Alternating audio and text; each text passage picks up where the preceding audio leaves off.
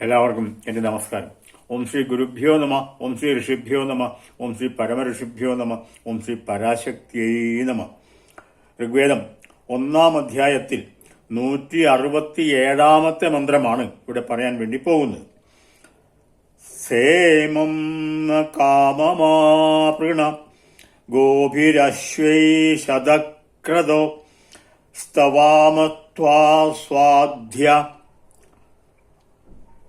അന്വയം: ഹേ ശതക്രതോ സത്വം ന ഇമം കാമം ഗോഭി അശ്വൈഹി ച സഹ ആപൃണ വയം സു ആദ്യ ത്വാ സ്തവാമ. ന ഇമം കാമം, ഞങ്ങളുടെ ആഗ്രഹത്തിന്റെ പൂർത്തീകരണം.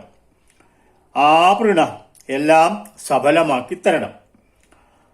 ആ സു ആദ്യ, വിധിയാം വണ്ണം ധ്യാനപൂർണമായിട്ട് സ്തവാമ, ഞങ്ങൾ അങ്ങയെ സ്തുതിക്കുന്നു. ഗോഭി അശ്വൈഹി, ഗോക്കളോടും അശ്വങ്ങളോടും കൂടി ഞങ്ങളെ അനുഗ്രഹിക്കണം. അതായത് ഗോക്കളെയും അശ്വങ്ങളെയും ധാരാളം നൽകി ഞങ്ങളെ അനുഗ്രഹിക്കണം എന്നർത്ഥം.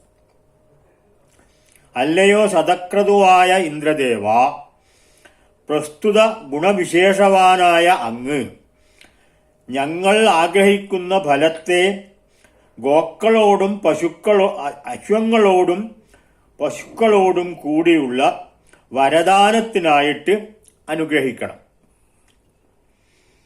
വിധിയാം വണ്ണം യഥാക്രമം യാഗവേളയിൽ അങ്ങയെ ഉത്കൃഷ്ടമായ സ്തുതികളാൽ ധ്യാനിച്ചുകൊണ്ട് ഞങ്ങൾ പ്രാർത്ഥിക്കുന്നു. അങ്ങ് ഞങ്ങളുടെ നേരെ പൂർണ്ണമായി സംപ്രീതനായാലും പ്രിയം ഞങ്ങളോട് കാണിച്ചാലും എന്നർത്ഥം. ഈ രംഗം ഇവിടെ സമാപിക്കുന്നു. എല്ലാവർക്കും നമസ്കാരം.